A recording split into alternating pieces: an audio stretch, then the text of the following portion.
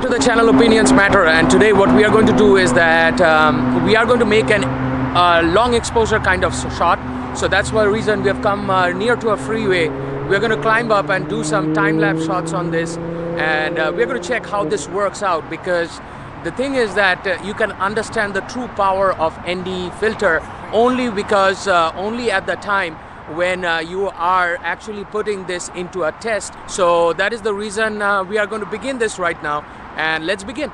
So at first the setup. Now if you guys have bought the Osmo Pocket accessories, the whole package which DJI sells, the wireless pocket module will now come handy because you can control everything with your phone. But in this scenario we forgot the whole packet in our car, which was far away. So we were doing this manually again just by using the Osmo Pocket. We did have the GoPro mount adapter, then we use a a tripod head mount, attach that with the GoPro mount, and then we attach to a mini tripod. But this was not helpful enough, so we changed that, and then we used a Joby Gorilla Pod, which we had tied on top of this mesh, and that was actually helpful for us. For ND filters we are using again Polar Pro, and we will be doing two ND filters. So we are not using PL at all. We are going to use just simple ND32 and ND64. If you guys are wondering, this is shot with A6300 with a basic kit lens, and we are using Lume Cube as a small kind of a light so that we can see and stuff like that. So, and whenever you're going for long exposure shots, make sure you're carrying a small light. Now we will magnetically attach the ND32 on top of that Osmo Pocket very carefully, because we were in a constant fear that it will fall and stuff like that, but it holds on to that, Now that is the shot we are going to take.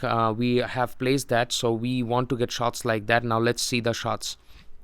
So at first you'll be seeing that this is ND filter without any ND filter, and when you crop in 400%, the footage is bad. The pictures are really bad.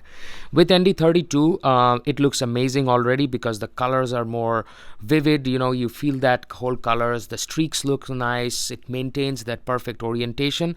And now this is with ND64 ISO 100 and shutter speed 8 seconds, guys. 8 seconds is the shutter speed that we are keeping, and when you crop in you'll see really good results.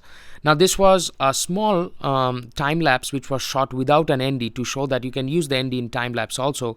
Now look how colors change, and those fast moving lights is all what we are talking about. If you guys have missed, now cropped at 300%, you'll see a tiny flight or an aeroplane just crossing out there.